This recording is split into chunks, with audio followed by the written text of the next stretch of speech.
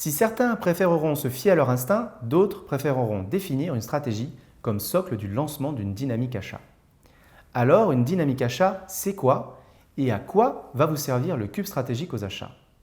Un besoin de compétitivité des fournisseurs peu remis en question, un service achat qui n'existe pas ou ne sait pas trop où il va, le cube stratégique aux achats va être le fil conducteur, l'uniforme de l'acheteur du XXIe siècle, un processus aussi rassurant qu'un chat qui ronronne.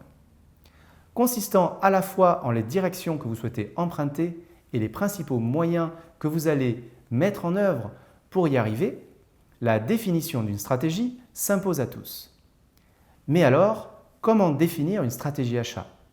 Existe-t-il une méthodologie à suivre pour y arriver? Le cube stratégique aux achats est un processus de réalisation d'une stratégie achat en 6 étapes. Pour réaliser une stratégie achat efficace, il faut s'assurer de prendre en compte l'ensemble des composantes. C'est le rôle du cube stratégique. Il permet de définir un plan précis à mettre au service de l'entreprise et définit en conclusion les priorités d'action qui seront financières et organisationnelles. Il offre une direction cohérente qui aligne les objectifs, les moyens, les ressources allouées et l'organisation opérationnelle qui en découle. Le suivi du processus stratégique permettra d'écrire votre stratégie tout en aboutissant sur un plan d'action précis à mettre au service de l'entreprise et d'atteindre les résultats que vous attendez qui seront souvent financiers.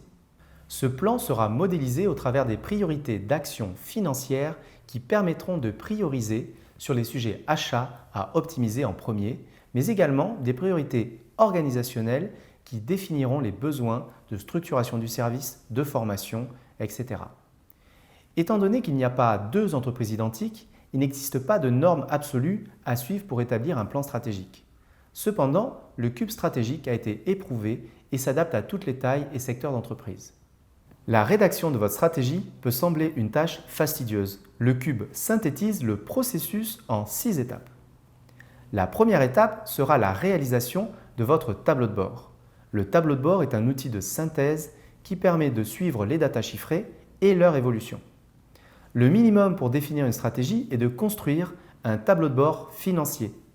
Les éléments relatifs à l'utilisation des outils informatiques et des processus, la performance fournisseur, qualité, délai, pourront être construits plus tard si les données ne sont pas accessibles facilement. Il faut savoir qu'on ne peut améliorer que ce que l'on peut mesurer. Le tableau de bord sera un outil central vous permettant de prioriser sur les enjeux financiers, mais également d'identifier des situations à risque. Il est le point de départ pour démarrer l'étape 2. L'étape 2 est la réalisation de l'analyse interne aux achats, qu'on appelle aussi l'analyse IN. Elle vise à identifier les forces et faiblesses de l'entreprise aux achats et d'identifier les priorités d'action selon leur poids financier, risque ou intérêt stratégique.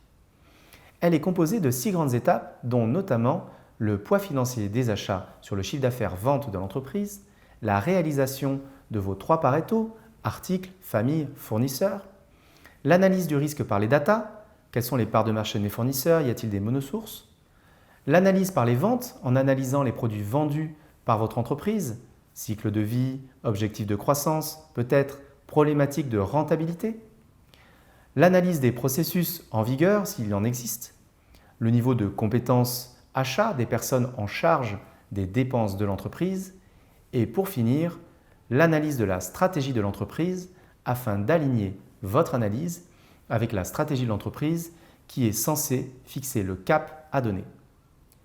Si elle n'existe pas, vous êtes libre. Il n'est pas rare de voir une stratégie achat devenir le terreau de la construction d'une stratégie d'entreprise sur des entreprises de type PME. La troisième étape sera l'analyse externe aux achats, c'est-à-dire le marché, qu'on appelle analyse out. Son objectif sera d'identifier les opportunités et les menaces aux achats. Il est également composé de 6 étapes clés qui sont l'étude du consommateur final et du client, voire même des circuits de distribution selon votre secteur d'activité. Un benchmark vous permettra d'identifier des choix stratégiques pris aux achats, comme par exemple des technologies différentes, choix de fournisseurs par vos concurrents. Ensuite, vous étudierez vos fournisseurs principaux. Sont-ils installés depuis des années? Y a-t-il eu des appels d'offres réguliers? Les relations sont-elles conflictuelles ou partenariales? On peut également regarder quelle est la santé financière de vos fournisseurs principaux. Quel est notre poids en tant que donneur d'ordre? Y a-t-il une stratégie de gestion du risque sur les familles d'achat principales? Sur vos principales familles, vous démarrez une étude du marché. Vous positionnerez vos fournisseurs principaux sur ce marché et vous identifierez si des fournisseurs leaders existent avec qui vous ne travaillez pas. Vous analyserez leurs spécificités. Qu'est-ce qui fait que ce seront des leaders? Enfin, vous pourrez étudier les tendances RSE, les tendances du secteur, côté fournisseur, côté concurrent, circuit de distribution, etc. Cela vous permettra d'identifier des leviers RSE qui pourraient être intégrables à votre plan stratégique. La quatrième étape est celle de la synthèse stratégique.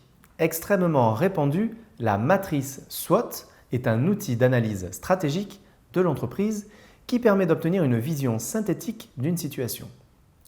L'intérêt de cette matrice est qu'elle permet de rassembler et de croiser analyse interne et analyse externe avec les environnements micro et macro de l'entreprise. Vous allez synthétiser votre analyse in et out. Le diagnostic interne, les forces, qui sont les facteurs internes à l'entreprise et qui lui procurent un avantage sur les concurrents. Les faiblesses de l'entreprise, qui sont les facteurs internes négatifs qui peuvent se révéler néfastes pour l'organisation au regard de la concurrence et qui peuvent être améliorés.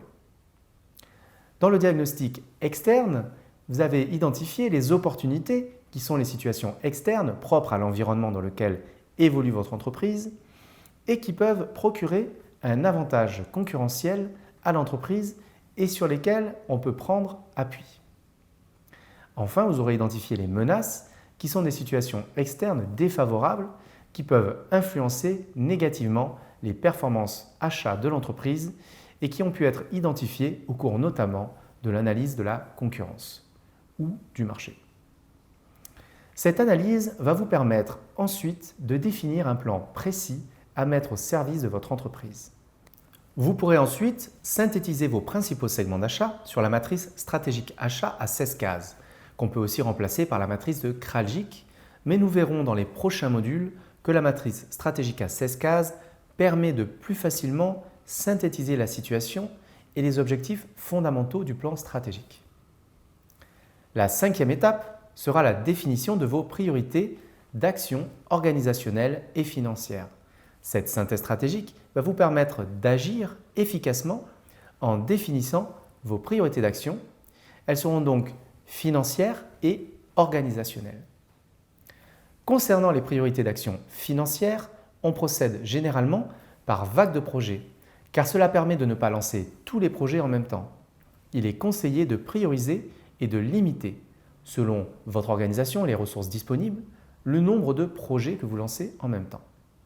D'une manière générale, par vague de projets, vous allez lancer un projet ultra stratégique, c'est-à-dire avec un gros poids financier, beaucoup de risques, des forts enjeux pour l'entreprise et des potentiels avantages compétitifs.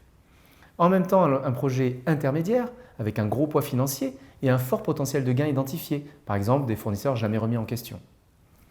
Vous allez aussi lancer un projet simple, mais avec un fort potentiel pour renforcer l'avantage compétitif de l'entreprise, notamment avec une dimension RSE. Ensuite, nous avons les priorités d'action organisationnelles, qui fonctionneront également par vague. Ces priorités seront définies autour de 3 critères. Le processus, c'est-à-dire définir et harmoniser les pratiques au sein de l'entreprise. Les data, à savoir les nomenclatures et la bonne intégration des données pour une parfaite maîtrise.